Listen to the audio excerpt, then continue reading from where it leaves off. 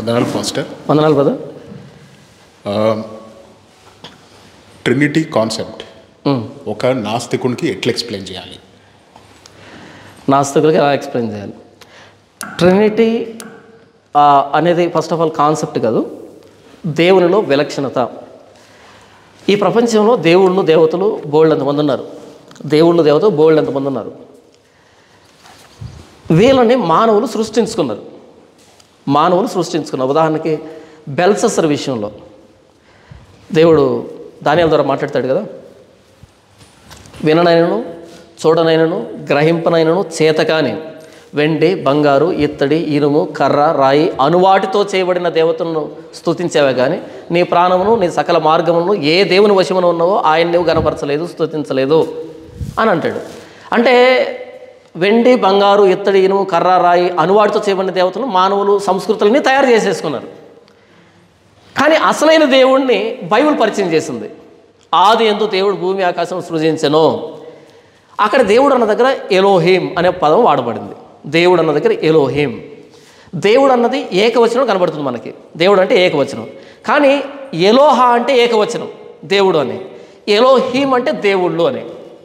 అక్కడ ఏముండాలంటే దేవుళ్ళు అని ఉండాలి, కానీ దేవుళ్ళు కాదు అక్కడ ఉన్నది దేవుడు. అప్పుడు ఎలోహ వాడబడాలి, కానీ అక్కడ ఉన్నది ఏకవచనం కాదు బహువచనం ఉంది, ఎలోహిం వాడబడింది. ఈ ఎలోహిం అనేటువంటి ఇది మీరు ఐగుప్తు దేవుళ్ళ గురించి గ్రీకు దేవుళ్ళ గురించి మిగిలినటువంటి దేవతల గురించి వాడినప్పుడు దేవుళ్ళు అని వస్తుంది. కానీ బైబిల్లో ఉన్న సైన్యములకు అధిపతి యెహోవాను గురించి వాడబడినప్పుడు దేవుళ్ళు అని రాదు, దేవుడు అని వస్తుంది. పోనీ ఏకవచనం అంటే ఎలోహ అని పెడదామంటే కాదు, అందులో బహువచనం కనపడుతుంది. దేవుడైన యెహోవా మనము మన పోలిక చొప్పున నరులను చేయుదుము. మనము మన పోలిక చొప్పున మన స్వరూపం అందు, మన బహువచనం. దేవుడైన యెహోవా అన్నప్పుడు నేను నా పోలిక చొప్పున నా స్వరూపంలో నరులను చేస్తాను, ఇది స్టేట్మెంట్ ఇలా రావాలి. కానీ దేవుడైన యెహోవా ఏకవచనం, మనము మన పోలిక చొప్పున మన స్వరూపం అందు బహువచనం. అంటే ఏకవచనంలా కనిపించే బహువచనం. మీరు సర్వలోకానికి వెళ్ళి సర్వసృష్టికి వెళ్ళి సువార్త ప్రకటించిన తర్వాత తండ్రి యొక్కయు కుమారుని యొక్కయు పరిశుద్ధాత్మ యొక్కయు నామములోనికి, నామములు కాదు నామము, తండ్రి కుమార పరిశుద్ధాత్మ నామములోనికి బాప్తిసం ఇవ్వండి. మనం ప్రకటన గ్రంథం చూసినప్పుడు తండ్రి పక్కనే ప్రభువైన యేసుక్రీస్తు ఉంటారు, ఒకే సింహాసనం ఉంటుంది, రెండు సింహాసనాలు ఉండవు. నేను నా తండ్రి సింహాసనం మీద కూర్చోబెడతాను, తండ్రి కుమారుడు ఇద్దరు ఒకేసారి కనపడుతుంటారు అక్కడ. కాబట్టి దేవుడిలో బహుళత్వం ఉంది. అయితే ఈ మానవులు సృష్టించినటువంటి పాత్రలన్నింటినీ ఏకవచనంలోనో బహువచనంలో మాట్లాడుకొని ఒకే దేవునిలో బహుళత్వం ఏంటి అని కన్ఫ్యూజ్ అవుతుంది ప్రపంచం. ఒకే దేవునిలో బహుళత్వం ఎలా ఉంటుందని. ఈ ఒకే దేవునిలో బహుళత్వం ఎలా ఉంది అనేది అర్థం చేయించాలంటే ఇలాంటోడు ఇంకొకడు ఉంటే ఈయన చూపించి ఇలాగే అని చెప్పుండేవాళ్ళం. అది వచ్చిన సమస్య. ఒకే దేవుళ్ళలో బహుళత్వం ఎలా ఉంటుందన్నప్పుడు ఇదో ఇలా అని చెప్పడానికి ముందు ఎవరైనా ఉంటే అప్పుడు చెప్పుండేవాళ్ళం. కానీ మానవుడు పుట్టించుకున్నటువంటి ఈ వ్యవస్థలో ఉంటే ఏకవచనమైనా ఉంది, లేకపోతే బహువచనమైనా ఉంది. కానీ ఏకవచనంలో కనిపించే బహుళత్వం అన్నది లేదు. కాబట్టి దేవుడు త్రిత్వమై ఉన్నాడు, తండ్రి కుమార పరిశుద్ధాత్ములుగా ఉన్న ఏకదేవుడు అని ఇలాగే పరిచయం చేయాలి. ఇది ఎక్స్ప్లెనేషన్కు అందేటువంటి విషయం కాదు, ఎక్స్పీరియన్స్కి అందేటువంటి విషయం. ఎక్స్ప్లెనేషన్కి ట్రినిటీ అర్థం కాదు, ఎక్స్పీరియన్స్ కావాలి ఆయన్ని.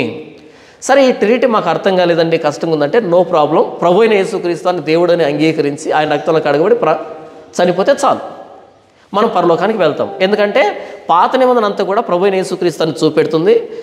పరిశుద్ధాత్మ దేవుడు ప్రభువైన యేసుక్రీస్తుని అర్థం చేయించడానికి వచ్చాడు. ఇదిగో ఈయన నా ప్రియకుమారుడు, ఈయన నేను ఆనందిస్తున్నాను, ఈయన చెప్పేది వినండి, ఈయన చెప్పేది చేయండి అని చెప్పాడు దేవుడు. కాబట్టి తండ్రి అయిన దేవుడు ప్రభువైన యేసుక్రీస్తుని వేలి చూపించాడు. పరిశుద్ధాత్మ ఎందుకు వచ్చాడు అంటే ఆయన తనంతటి తాను ఏమీ బోధించకుండా ఆయన వచ్చి నా వాటిలోని తీసుకొని నన్ను మహింపరుస్తాడు. ప్రభువైన యేసుక్రీస్తుని అర్థం చేయించడానికి పరిశుద్ధాత్మ దేవుడు, ప్రభువైన యేసుక్రీస్తు మాట విను తండ్రి అయిన దేవుడు. కాబట్టి యేసు ప్రభువుని అర్థం చేసుకోగలిగితే మనం ట్రినిటీని ఎక్స్పీరియన్స్ అయినట్టే లెక్క. అంటే సిద్ధాంతపరంగా అర్థం చేసుకునే కెపాసిటీ ఉంటే అర్థం చేసుకుందాం, లేదు అంటే ప్రభువైన యేసుక్రీస్తుని యేసయ్య నన్ను రక్షించి నన్ను కాపాడు, ఆయన రక్తంలో బాప్తిసం పొందుకుంటే సరిపోతుంది. ట్రినిటీని ఒక నాస్తికుడికో లేకపోతే క్రైస్తవేతరుడికో మనం ఎలా ఎక్స్ప్లెయిన్ చేయాలంటే ఇలాగే ఎక్స్ప్లెయిన్ చేయాలి. తండ్రి కుమార పరిశుద్ధాత్మలుగా ఉన్న ఏకదేవుడు, త్రిత్వమైన దేవుడు, బైబిల్లో ఉన్న దేవుడు అని చెప్పాలి. వాళ్ళు నమ్ముతారా నమ్మరా అన్నది వాళ్ళ ఇష్టం, వాళ్ళకి అర్థమైందా అర్థం కాలేదా అన్నది వాళ్ళ ఇష్టం, అంతే. వాళ్ళకి అర్థం కావాలని వాళ్ళు నమ్మాలని మనం దీన్ని మార్చలేం, ఎందుకంటే ఆయన త్రిత్వమై ఉన్నాడు. అయితే వాళ్ళు ప్రభు అయిన క్రీస్తు దగ్గరకు వచ్చినప్పుడు ఆ ట్రినిటీని ఎక్స్పీరియన్స్ అవుతారు. దేవుడు లోకం ఎంతో ప్రేమించను కాగా తన అద్వితీయ కుమారునిగా పుట్టిన వారిని విశ్వాసం ఉంచు ప్రతి వాడు నశింపక నిత్యం పొందినట్లు ఆయనను అనుగ్రహించను. ప్రేమ తండ్రి ప్రేమించాడంట, ఆ ప్రేమను ప్రభు అయిన యేసుక్రీస్తు చూపించాడంట, ఆ ప్రేమను పరిశుద్ధాత్మ దేవుడు మనల్ని అర్థం చేయించాడు. ఎందుకనగా ఈ నిరీక్షణ మనం సిగ్గుపరచదు, పరిశుద్ధాత్మ దేవుని ద్వారా ఈ నిరీక్షణ మన హృదయంలో కుమ్మరించబడింది అనే మాట రోమీయులకు రాసిన పత్రికలో రాయబడి ఉంటుంది.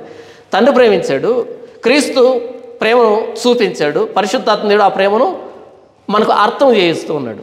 ఇదంతా అర్థం కాకపోయినా సరే యేసు ప్రభువా అనండి మొత్తం అందరూ వచ్చేస్తారు కాంబో ప్యాక్ లాగా.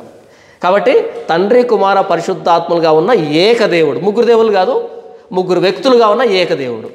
ఇప్పుడు నేను one in being, one in person. మనమంతా ఎవరు అంటే one in being, one in person. అంటే జాన్ పాల్ అనే పర్సన్ని, హ్యూమన్ బీయింగ్ని, మనిషి, నేను మనిషిని, హ్యూమన్ బీయింగ్ని. పర్సన్ ఎవరు ఇంతకీ? జాన్ పాల్ అనే పర్సన్ని. మీరెవరు? సురేష్ అనేటువంటి పర్సను హ్యూమన్ బీయింగ్, ఇంకొకరు పీటర్ అనేటువంటి person human being. One in being, one in person. కానీ దేవుడి విషయానికి వస్తే one in being, three in persons. One in being దేవుడు, త్రీ ఇన్ పర్సన్స్ తండ్రి కుమార పరిశుద్ధాత్మగా దేవుడు. One in being, three in persons తండ్రి కుమార పరిశుద్ధాత్మగా ఉన్నాడు. బీయింగ్ ఒక్కడే, దేవుడు ఒక్కడే. ఆ ఒక్కడే అన్నప్పుడు ఆ ఒక్కడిలో తండ్రి కుమార పరిశుద్ధాత్మగా ఉన్నాడు ఆయన. One in being, one in పర్సన్గా ఉన్న మనకి one in being, three in పర్సన్గా ఉన్న ఆయన అర్థం కాడు, ఎక్స్పీరియన్స్ కావాలి, అనుభవించాలి. అది ఎప్పుడు జరుగుతుంది? ఫుల్ లెంత్లో ఎప్పుడు జరుగుతుంది అంటే చచ్చిన తర్వాత జరుగుతుంది, డైరెక్ట్గా ఆయన అనుభవించవచ్చు. ఈ చావకు ముందు ప్రభు అయిన యేసుక్రీస్తులోకి వస్తే పరిశుద్ధాత్మ దేవుడు మనలో కార్యం జరిగించడం మనం చూస్తాం. తండ్రి అయిన దేవుడు మనల్ని ప్రేమించి ప్రభు అయిన యేసుక్రీస్తుని ఎలా ఇచ్చాడో మనం చూస్తాం. ఇది మనం కొంత మట్టుకు అర్థం చేసుకోగలం. ఎక్స్పీరియన్స్ అయ్యేదాన్ని ఎక్స్ప్లెయిన్ చేయలేము, ఎక్స్ప్లెయిన్ చేసిన దాన్ని అన్ని ఎక్స్పీరియన్స్కి రాకపోవచ్చు. తేనె ఎలా ఉంటుందంటే 1,00,000 సంవత్సరాన్ని ఎక్స్ప్లెయిన్ చేసినా మీకు అర్థం కాకపోవచ్చు, దాన్ని నాకితేనే అర్థమవుతుంది. అలాగే త్రిత్వం ఏంటి అన్నది చనిపోయిన తర్వాత ఫుల్ లెంత్లో ఎక్స్పీరియన్స్ అవుతాం. అంతవరకు ఈ ఎక్స్ప్లెనేషన్ పెట్టుకోండి. ఇది కూడా అర్థం కాకపోతే ఏమి ఇబ్బంది లేదు, ప్రభు అయిన యేసుక్రీస్తు నా రక్షకుడని ఆయనలో నమ్మకం ఉంచండి, చనిపోయిన తర్వాత మనం అనుభవిస్తాం. ఇలాగే నాస్తికులు కానీ ఎవరికైనా అర్థం చేయించాలి, ఎందుకంటే ఇది తప్ప ఇంకో ఎక్స్ప్లెనేషన్ లేదు. ఎవరికో అర్థం కావాలని మనం మార్చలేము, మార్చకూడదు కూడా.